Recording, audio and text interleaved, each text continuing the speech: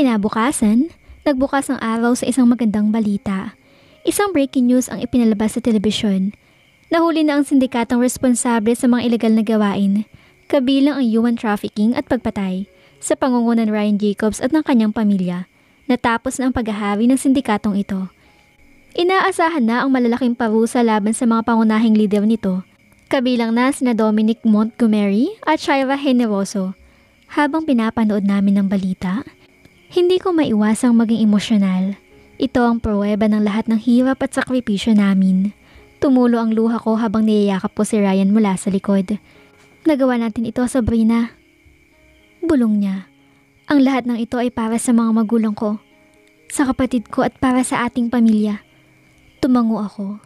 Pilit na pinipigilan ng hikbi. Ryan, nagawa din natin ito para sa mga taong walang boses. Para sa mga naging biktima nila. Sana ito na ang simula ng pagbabago. Ilang araw nang matapos ang balita, dinaluhan namin ni Ryan ang huling pagdinig sa kaso. Sa loob ng korte, nakita namin sina Dominic at Shira. Parehong mukhang lugmok at wala na ang dating kumpiyansa.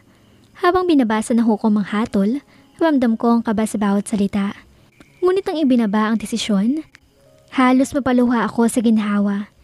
Guilty ang mga akusado sa lahat ng kaso laban sa kanila. Hinatulan ng habang buhay na pagkakulong sina Dominic Montgomery at Shira Generoso, kasama ang iba pang miyembro ng sindikato. Nadinig ko ang bulong ni Ryan sa tabi ko. Sa wakas, tapos na. Pagkatapos ng hatol, nagkaroon kami ng pagkakataong harapin si Dominic at Shira sa huling pagkakataon. Tumayo kami ni Ryan sa harap nila at para sa akin, ito na ang oras para ipadinig sa kanila ang lahat ng damdaming matagal ko ng kinimkim. Dominic, Shira, simula ko, ang boses ko ay matatag pero puno ng damdamin. Pinilit ninyong sirain ang pamilya namin. Pinilit ninyong itumba ang lahat ng pinaghirapan namin. Pero ito ang hindi ninyo kailanman mauunawaan. Ang pagmamahal at katatagan namin ang dahilan kung bakit hindi kami natalo. Tumayo si Ryan sa tabi ko. Para sa mga magulang ko at kapatid ko na kinuha ninyo, hindi kami titigil sa pagpapanatili ng hustisya. At kahit anong gawin ninyo, hindi na kayo makakabalik pa. Tapos na ang laro ninyo. Hindi umimik sina Dominic at Shira, pero kita ko ang pagkatalo sa kanilang mga mata. Sa wakas, naramdaman kong kami ang nagwagi. Pag-uwi namin mula sa korte, sinalubong kami ni Evara na may dalang mga bulaklak. Mami, Daddy! Sabi niya. Ang ngiti niya ay nagbigay liwanag sa madilim naming mundo. Pwede na ba tayong magsimula ulit? Yung masaya at walang gulo. Napangiti ako at yumuko para yakapin siya. Oo anak, magsisimula na tayo ulit. Ang masayang buhay na para sa atin. Tumabi si Ryan at niyakap kaming dalawa. Pangako ko mula ngayon, ang pamilya natin ang magiging prioridad ko. Lahat ng gulo ay tapos na. Tayo na ang magtatayo ng mas maganda at mas matatag na buhay. Sa mga sumunod na buwan, naging abala kami sa unti-unting pagbabalik sa normal. Ang Jacobs Group ay muling bumangon at ang pangalan nito ay nabawi ang tiwala ng publiko. Ang pamilya namin ni Ryan ay naging mas malapit pa sa isa't isa. At sa wakas, naramdaman kong buo na ulit kami. Isang gabi, habang magkasama kami ni Ryan sa veranda, sinabi niya sa akin ang mga salitang nagbigay ng kapanatagan sa puso ko. Sabrina, ano man ang dumating, kahit gaano kahirap, pinatunayan natin kaya nating malampasan ang lahat dahil magkasama tayo. Hinawakan ko ang kamay niya at tumingin sa mga mata niya. Ryan, ikaw ang tahanan ko. Hanggat magkasama tayo, alam kong kaya nating harapin ang kahit ano. Sa ilalim ng liwanag ng buwan, alam ko nagsisimula na ang tunay naming kwento. Isang kwento ng pagmamahal, tapang at tagumpay laban sa lahat ng hamon. Matapos ang lahat ng hirap at gulo, naisip namin ni Ryan na oras na para bigyan ng pansin ang aming sarili. Ang pagmamahalan namin sa kabila ng lahat ng pinagdaanan. Isang gabi, habang magkasama kami sa beranda ng mansyon, inilabas niya ang ideya na magplano sa kasal namin. Nakahiga ako sa malambot na sofa, nakatingin sa bituin habang si Ryan ay nakaupo sa tabi ko. Hawak ang baso ng wine. Hinawakan niya ang kamay ko at naramdaman ko ang init ng palad niya. Sabrina, simula niya, ang tinig niya ay puno ng lambing. Sa lahat ng pinagdaanan natin, isang bagay lang ang sigurado ko. Ikaw ang gusto ko makasama habang buhay, wala nang iba. Kaya, bumuntong hininga siya at ngumiti. Tila kinakabahan pero puno ng kasiyahan. Simulan na natin ang plano para sa kasal natin. Gusto kong gawing opisyal sa harap ng lahat ang pangako ko sa'yo. Hindi ko napigilan ang sarili kong ngumiti ng malapad. Ang init ng puso ko ay parang isang alon na sumasakop sa buong pagkatao. Ryan, sigurado ka na ba? I mean, hindi naman kailangang magmadali. Tumawa siya. Umiling at mas hinigpitan ang hawak sa kamay ko. Sabrina, hindi ito pagmamadali. Matagal ko nang hinintay ang pagkakataong ito. Ilang taon nang nawala sa atin at ayoko magsayang pa ng oras. Gusto kong makita kang naglalakad papunta sa akin. Suot ang puting gown. Gusto kong madinig kang sinasabi ang I do. Gusto kong magsimula ng bagong kabanata kasama ka. Isang kabanatang wala ng takot, wala ng alinlangan. Tayo lang.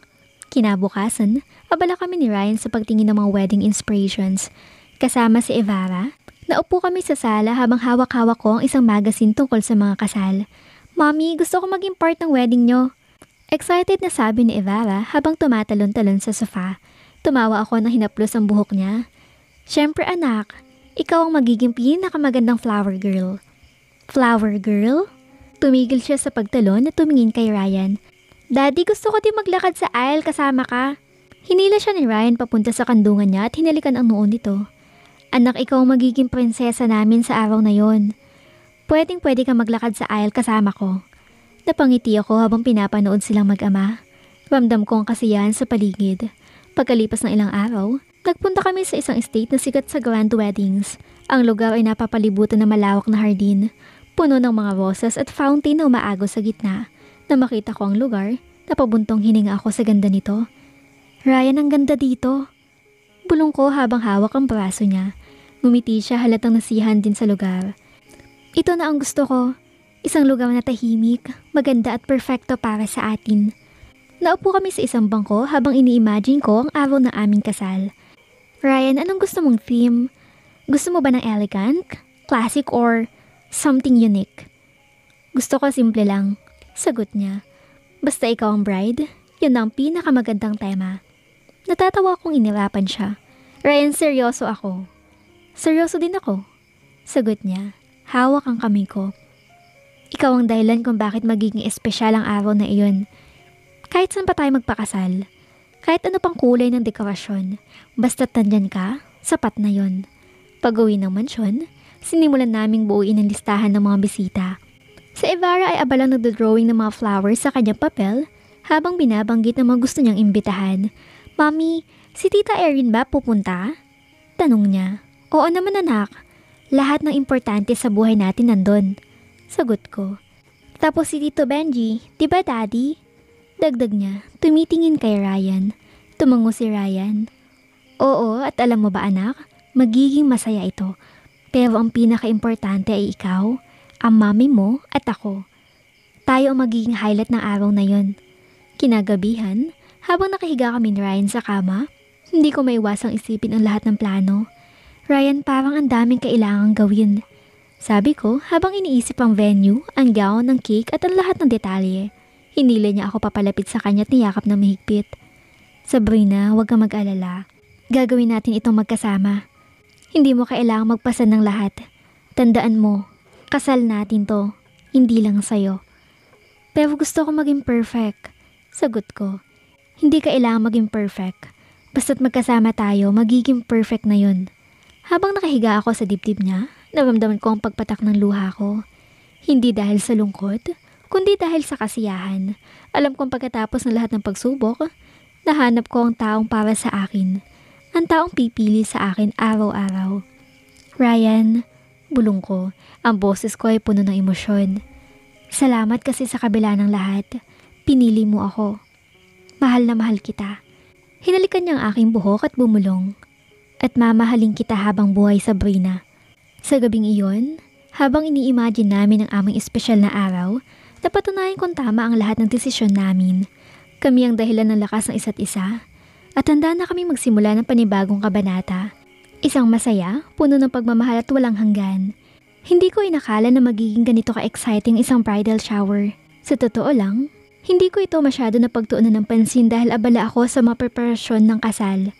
Pero si Tita Eileen, ang tiyahin ni Ryan, at ang aking sekretarya at matalik kong kaibigan na si Erin, ay mukhang pinag-isipan ng mabuti ang lahat ng detalye. Isang gabi bago ang bridal shower, Pinapasok ako ni Irene sa kwarto namin at sinabing, Sab, magpahinga ka na. Bukas ang gabi mo. Siguraduhin mong handa ka. Napataas ang kilay ko sa kanya. Handa saan? Tumawa siya ng malakas. Surprise yon, pero siguradong magugustuhan mo. Kinabukasan, sinundo ako ni Irene at piniringan ang mga mata ko. Nasa kotse kami at paulit-ulit ako nagtatanong kung saan kami pupunta. Pero binababa niya lang ako ng, Shh, Sab, magtiwala ka lang. Pagkatapos ng ilang minuto, naramdaman ko huminto ang sasakyan. Hinawakan niya ang kamay ko at inilalayan palabas. Nang alisin ko ang piring, natulala ako sa nakita ko. Nasa harap kami ng isang eleganteng ballroom na pinalamutian ng mga fairy lights at pastel-colored flowers. Sa gitna ng silid, may malaking neon sign na nakasulat na Bride to be, Sabrina. Ang mga kaibigan ko, mga kasamahan sa trabaho at ilan sa mga malalapit naming pamilya ay naroon. Nakangiti at masiglang sumisigaw. Surprise! Naiiyak akong natatawa. Hindi ko akalain na ganito kaenggrande ang bridal shower na inihanda nila para sa akin. Pag-upo ko sa mesa, agad akong binati ng mga kaibigan ko. Sa Irene ang nagsimula ng programa. Okay, ladies and gentlemen, gagawin nating espesyal ang gabing ito para kay Sabrina. Simulan na natin ang palaro. Una, may game na Who Knows Your Bridal Best? Kung saan kailangang sagutin ng mga bisita ang mga tanong tungkol sa akin. Natatawa na lang ako habang pinagmamasdan ang pag-aagawan nilang sagutin ng mga tanong. Anong unang pelikula na pinanood ni Sabrina at Ryan sa sinehan? Tanong ni Irene. Sumigaw si Tita Elaine. Titanic! Wrong! Sagot ni Irene, natatawa. Clue, hindi romantic film. Tumawa ako habang sumagot si Irene. Avengers. Unang date nila na action movie pa. Sumali pa kami sa ibang mga laro tulad ng Bride and Groom Trivia at Pin the Veil on the Bride. Sa bawat laro, hindi mawawala ang tawanan at kulitan. Pagkatapos ng mga laro, oras na para buksan ng mga regalo. Isa-isa kong binuksan ng mga kahon na may iba't ibang laman. Mula sa magagandang gamit sa bahay, hanggang sa mga nakakatawang regalo tulad ng personal apron na may nakasulat na Mrs. Jacobs, Queen of the Kitchen. Pero ang pinaka nakakakilig na regalo ay galing kay Ryan mismo. Hindi ko inaasahan na may iniwan siyang espesyal na regalo para sa bridal shower. Binuksan ko ang maliit na kahon at nakita ang isang kwintas na may pendant na hugis puso. Sa loob ng pendant, may maliit na larawan naming dalawa ni Evara. Naiiyak ako habang tumingin kay Erin. Si Ryan talaga ang gumawa nito? Tumango siya at ngumiti. Oo, Sab. Sinabi niya na gusto niyang ipaalala sa iyo na kayo ni Evara ang buhay niya. Ikaw ang kanyang queen. Hawak ko ang kwintas habang naiiyak sa sobrang tuwa. Habang nagpapatuloy ang kasiyahan, biglang tumunog ang projector sa gilid ng ballroom. Lahat kami ay napatingin na may lumabas na video ni Ryan. Hi my love! Bungat niya sa screen. Suot niya ang kanyang formal na suit. Pero ang ngiti niya ang nagbigay ng liwanag sa gabing iyon. Pasensya ka na kung hindi ako nariyan ngayon. Pero gusto ko malaman mo kung gaano ko kasaya na ikaw ang pakakasalan ko. Sa bawat araw na magkasama tayo, lalo kitang minamahal. At ngayong nalalapit na ang araw na ating kasal, gusto ko lang ipaalala sa iyo kung gaano ka kahalaga sa akin.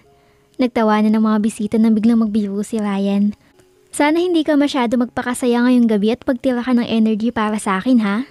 Tumawa din ako, pero ramdam ko ang kilig sa bawat salita niya. I love you, Sabrina. See you at the altar. Pagkatapos ng mensahe ni Ryan, niyaya ako na Erin na magsayaw sa dance floor kasama ang ibang bisita. Napuno ang lugar ng tawanan at saya habang umiikot kami sa silaw ng musika. Habang sumasayaw, hindi ko maiwasang isipin kung gaano ako kaswerte. Ang gabing ito ay hindi lang celebration ng kasal namin ni Ryan, kundi celebration ng pagmamahal at pagkakaibigan.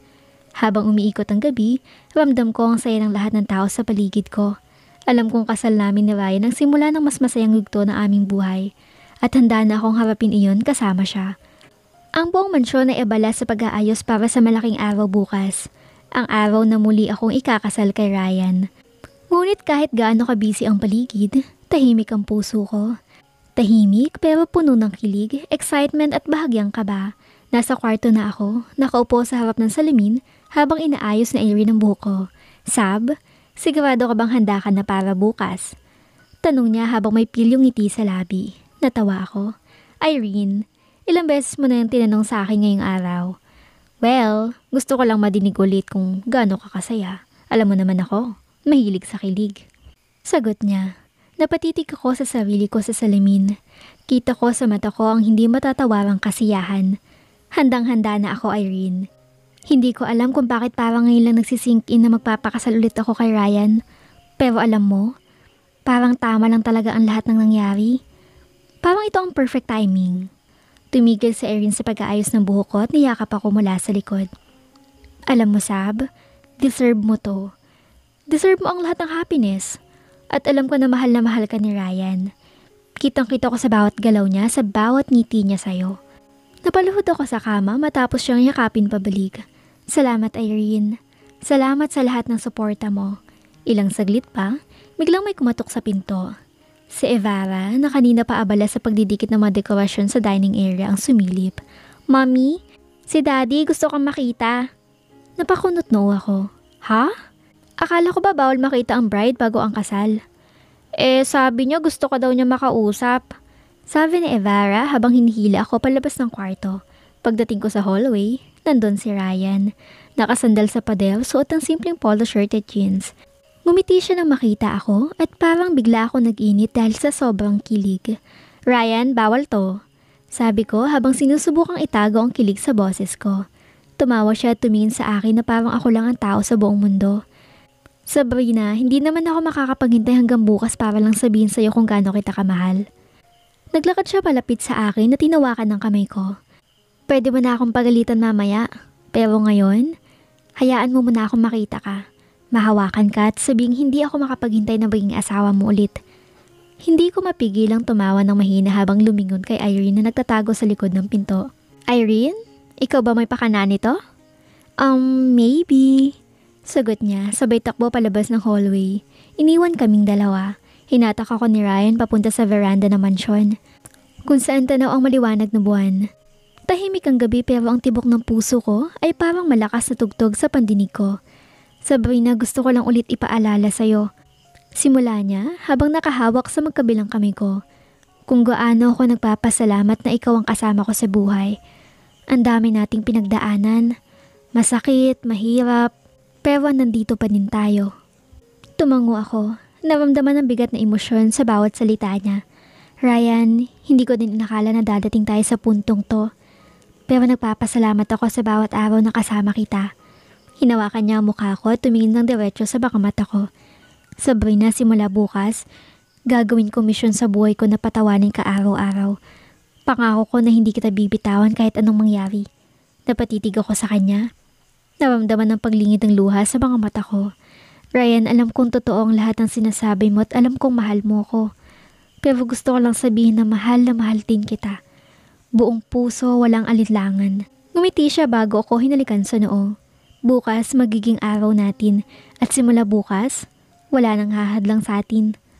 Habang nasa veranda kami, biglang lumabas si Evara na may dalang isang maliit na kahon. Daddy, Mami, tingnan ninyo. Pinakita niya sa amin ang dalawang maliit na wedding bands. Tumitig si Ryan sa akin at ngumiti. Anak, ikaw ba ang nagdala dito? Tumango si Evara, proud na proud. Oo, ako ang flower girl, di ba? Kaya gusto ko maging parte ng lahat. Napangiti ako at yumuko para yakapin siya. Ikaw ang pinaka-espesyal na parte, anak. Ikaw ang prinsesa namin ni Daddy. Bago matapos ng gabi, tumingin ako kay Ryan. Hawak pa din ang kamay niya habang yakap si Evara. Ryan, alam mo bang ito ang pinakamasayang gabi ko? Pero sigurado akong bukas, mas hihigit pa. Ngumiti siya, hinalikan ako sa pising at bumulong na. Sabrina, bukas ang simula ng bagong buhay natin. At ito ang pangako ko. Araw-araw kitang mamahalin na parang unang araw pa lang nating nagkita. Sa gabing iyon, sa ilalim ng liwanag ng buwan, naramdaman ko ang tiyak na pagmamahal na hindi kayang pantayan ng kahit ano. Handa na ako. Kami. Para bukas, para sa habang buhay. Pagdilit ng mga mata ko, ang unang sumalubong sa akin ay ang malambot na sinag ng araw na tumatama sa kurtina ng aking kwarto. Mabilis kong naalala ang araw na ito. Ang araw na pinakahihintay ko. Ang araw na muli kong sasabihin ang I do sa lalaking minamahal ko ng buong puso. Nadinig ko ang mahinang pagkatok ng pinto. Sabrina, gising ka na ba? Si Irene, ang matalik kong kaibigan, abala na naman sa pag-oorganisa ng lahat. Gising na ako. Sugot ko habang bumangon mula sa kama. Ramdam ang halo-halong emosyon, excited, kinakabahan at higit sa lahat, Masaya. Pagbukas ng pinto, sumilip si Irene na may bitbit na tray ng almusal. Kumain ka muna. Mahaba ang araw mo, bride-to-be. Tumawa ako at kinuha ang tray. Salamat, Irene. Napakaswerte ko talaga na ikaw ang maid of honor ko.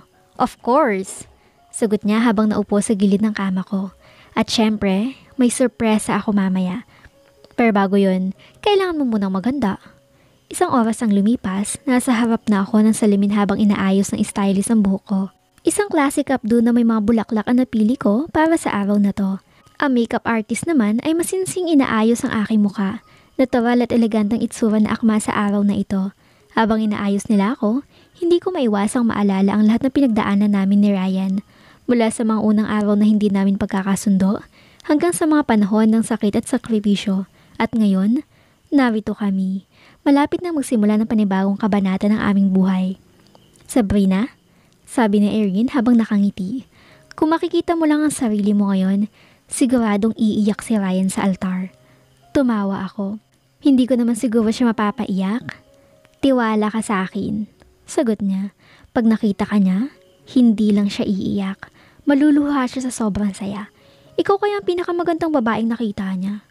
Habang tinatapos ang aking buhok at makeup, biglang pumasok si Tita Elaine na may dalang maliit na kahon at sulat. Galing ito kay Ryan. Sabi niya habang inaabot ito sa akin. Kinabahan ako habang binubuksan ang kahon. Sa loob nito, may maliit na bracelet na may nakaukit na mga salita. Ikaw ang tahanan ko, Sabrina. Kasabay nito, binuksan ko ang sulat. Naka-handwritten dito, at bawat salita ay parang diretsong tumatagos sa puso ko.